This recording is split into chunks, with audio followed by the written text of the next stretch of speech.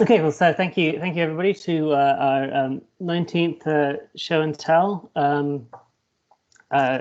Ben is no longer with us. He has moved off to pastures new. He's moving to Essex Council to work with the digital team there. So I am your poor substitute. I'm Colin Harris. I've been working as part of this team for on the content side for quite some time. But I'll talk a little bit further about that in a minute. I think everyone's here's reasonably familiar with how the format of the show and tell. We try to present ourselves every 3 weeks, show people what's been up to, what we've been doing, making sure so everyone's kept abreast of where we are and our aims and ambitions moving forward, and showcase a couple of the items that we've managed to progress during the last couple of weeks. That's part of the agile process. We try and do that. We try and do things on 3-week sprints, do it as iteratively as possible. Having said all of that, this sprint, it's been the summer holidays. We've been a little bit lean, so some of the things that we have on our list are continuations of from the previous sprints, but we have managed to achieve a couple of different points, which we'll be taking you through shortly. And just really wanted to introduce myself and to say that Ben has left for Essex, but he's been replaced by Pete Parfit, who's working in the service improvement team. He's going to take on a lot of Ben's role. And I will be picking up some of the other parts of Ben's role. And between the two of us, we are going to make sure that we keep this project moving forward, and we will be dividing that stuff up shortly. And in addition, I wanted to say welcome to Sarah, who is our new service designer, as Boris will be leaving us shortly at the end of the month, because he's moving away. He's off to Australia, which sounds very pleasant. So what have we done in the last 3 weeks? Like I said, it's been a little bit lean. We've been had people stopping and starting over this time, as I'm sure you're all familiar with over the summer period. But what we have been doing is we have completed the CRM resident data report. I think we went through that last sprint. We've been working, continuing to work on the policy and strategy pages with the policy team. We're waiting for some back and forth with them. We've been engaging with the schema tagging to make sure that the information that we're presenting is correct for Google, so that we get the correct information. Our primary focus this sprint has been the family information service and looking at that area, and part of that is going through a card sort and looking at the top level navigation of our site for a certain section of the family information service, and seeing whether or not we're presenting that information correctly. And David will be taking you through that shortly. In the meantime, we've still been catching up on some of our technical debt, which is sort of the long tail end of our projects. Some of that is coronavirus, which is still with us, I'm afraid. We also have accessibility reports that's come back from the Shaw Trust, which is a much more detailed report than the technical details that we tend to get from Site Improve. So we've done reasonably well with our technical compliance, but now the Shaw Trust has come in and they've given us much more practical real world scenarios for us to go through. So Mike will be taking you through that bit in a little bit shortly. And then continued with that, we have the jobs site, where we've been continuing to make minor updates and changes, as well as the complaints system. So David, can I hand over to you to talk about the card sorting? Of course. Thanks, Colin. So in the last show and tell, I introduced a card sorting exercise we were running. This was to look at existing categories on the main Buck site and decide if we need to reconsider these categories in preparation for the migration of family information service content. To give you some quick background, if you weren't at the last show and tell, we prepared a card sorting exercise using an online tool called Optimal Workshop. We created 50 cards, each of which represent content pages on the current Buck site.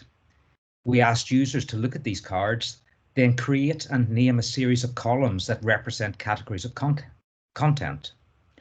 Users then organized the cards into these category columns in a way that made most sense to them.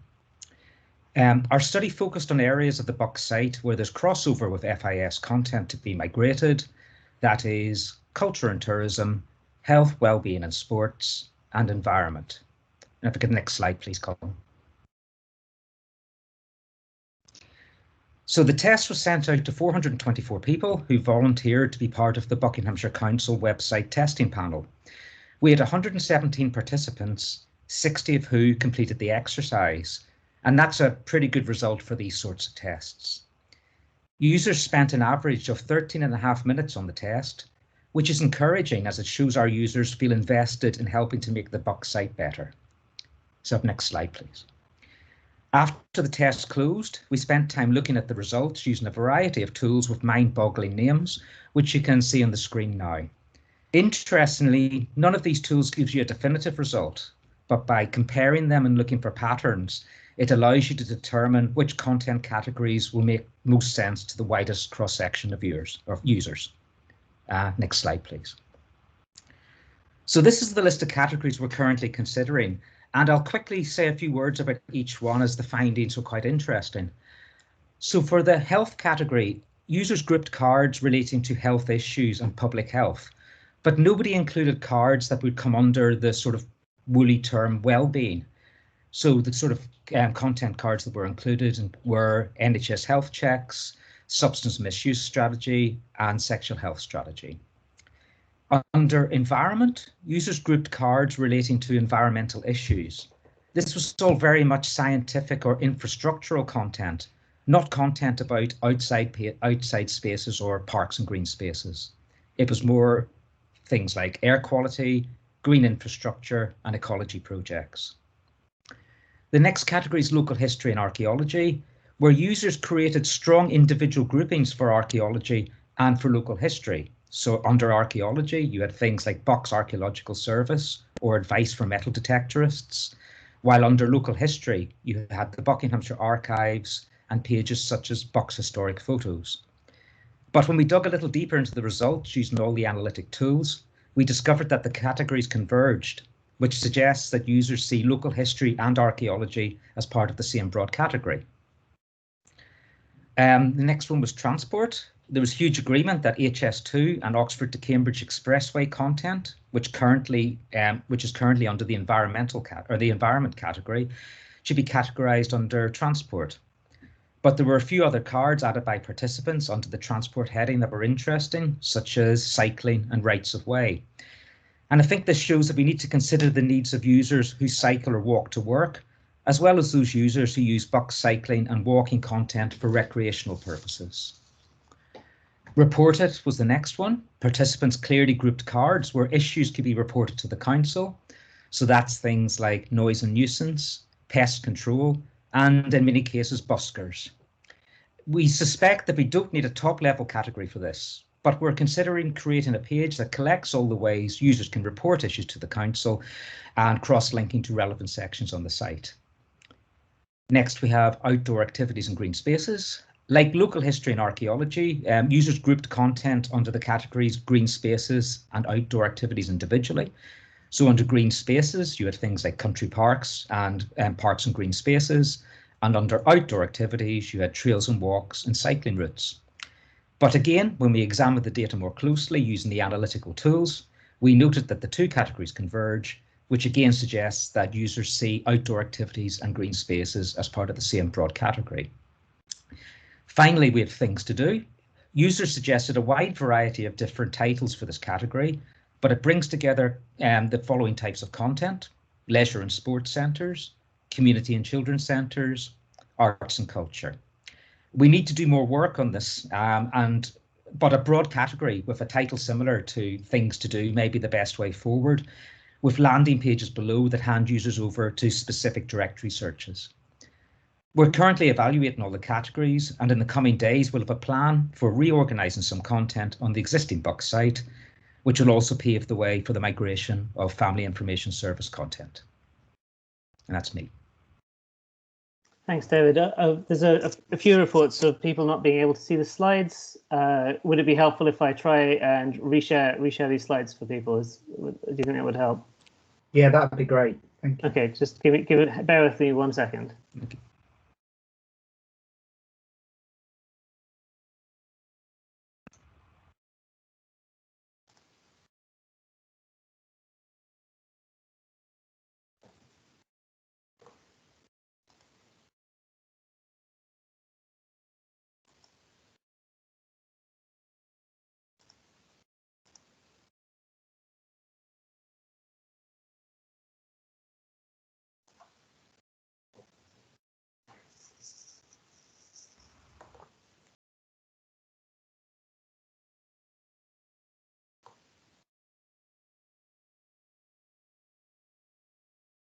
Okay, how is that? Oh no, that's the wrong one.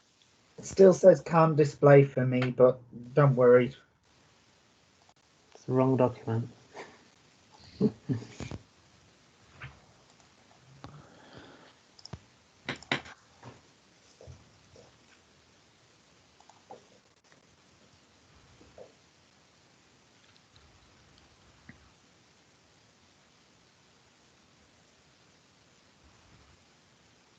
Okay. Any better? No, it still says can't display, but sorry about that, Ryan. As long as I can hear people. Okay, I think next we're going to go through the Shore Trust accessibility report, and Mike's going to take us through that. Thank you, Colin. If you go to the next slide, thank you. Good afternoon, everybody. As I hope everybody knows, accessibility is something that we have a legal obligation to comply with, but we want to go a lot further than that. And we want to make sure that our websites are truly accessible, not just technically accessible. And so we've had internal accessibility audits. It's something that we've been looking at continuously for a long time, but we have commissioned a report from the Shore Trust, who are a third-party agency that use real users with real issues that may prevent them from seeing a website that isn't accessible enough. If you go on to the next slide, please. It's really valuable. As you can see from here, there are they have a wide variety of users with different needs, like voice activations, people who use screen readers, people who are colorblind, people who may be deaf or hard of hearing. So it goes through a wide range of different people with different needs. And it's been really useful to us actually to uncover the varying needs of those users. If you could go on to the next slide. This is just one example of something which may not be obvious, but which can be picked up. Ambiguous labeling of buttons. As you can see from this, this is actually the background of the button which is on our pages saying, is this page useful? And as you can see, it says yes. There's a yes button and a no button, which is fine if you're looking at it in context and you can see that it's all part of a form which says, was this page useful? But if you're just having a screen reader read out the button and it says yes or no, you may not have that context to know what it is. So if we could just change that text to say, yes, this page is useful, no, this page wasn't useful, then that little bit more description can really help our users. Next slide, please. One thing that we were really pleased with was that, as I said, we've been working on this for a long time, and our internal audit has already picked up many of the issues that were picked up by the Shore Trust report, which was a great thing. And a lot of them are in the process of being fixed or were waiting to be fixed. As you can see, it's quite small, but there's another one which is non-descriptive link text. And that's rather a long way of saying that every link should say what the link does and where it goes to. So one of the classics is to link something where somebody will have a link which just says read more, or here you can find more information, and then the link is on the word here. They're things which we have known to avoid for a long time, but can still crop up every now and again. Somebody with a screen reader, they'll say there is a link, and the link says read more. And without the context, you don't know read more about what, and what on earth does the word here mean when it's just a link.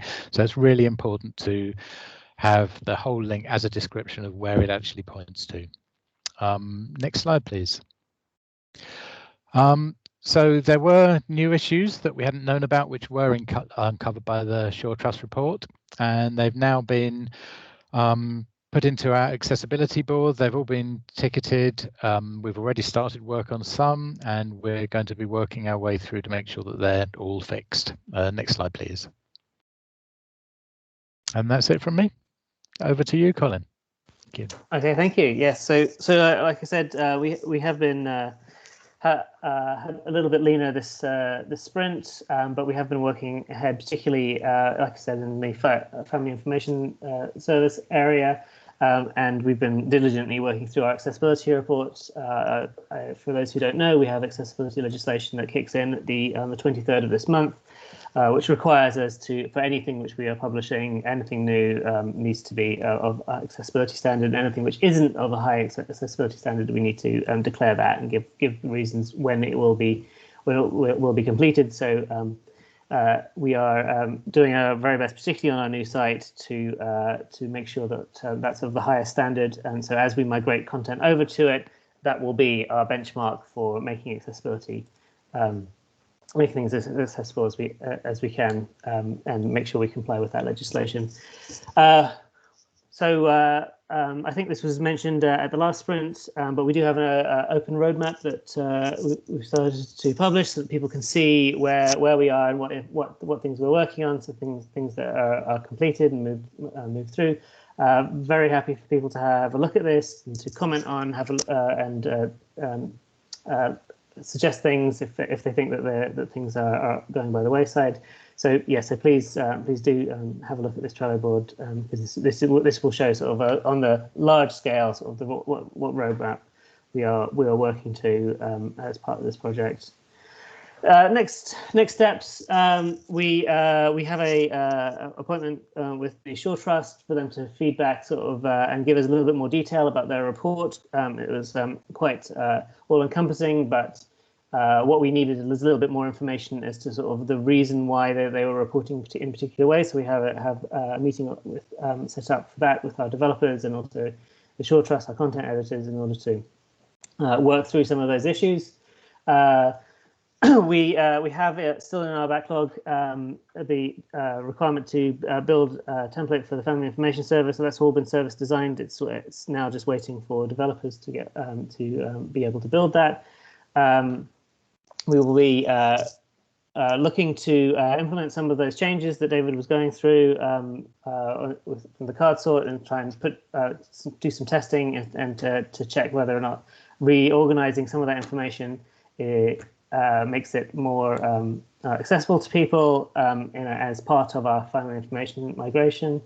One of the things which is high on my list of things to do is to sort of consolidate the web content team and to make sure that we have dedicated business as usual and migration teams. Currently, we're all working across purposes. And we have increasing demand from service areas to update existing web pages, but we need to create a space where we can do continuous migration for our services over to the new accessible Buckinghamshire Council site. So that's one of the tasks that I have on my plate at the minute. And then we, as part of that, I want to try and get some guidelines out there so that people are more aware of some of the requirements that we have for the new website, not just in terms of accessibility, but also in terms of the way we write things and how we present things going forward. Because we're presenting this information to people, but it's sometimes quite confusing, and it would be good to have that laid out in a sort of a more coherent way for people in the near future. And as part of that, we're moving my Family Information Service, but we also have Care Advice Bucks, and they've asked to move over to the to the Buckinghamshire Council site as well. So we're going to look at ways that we can help facilitate that. And that's all I have for you today. Next show and tell is on the 24th of September. If anybody has any specific questions, now would be a good time to ask them.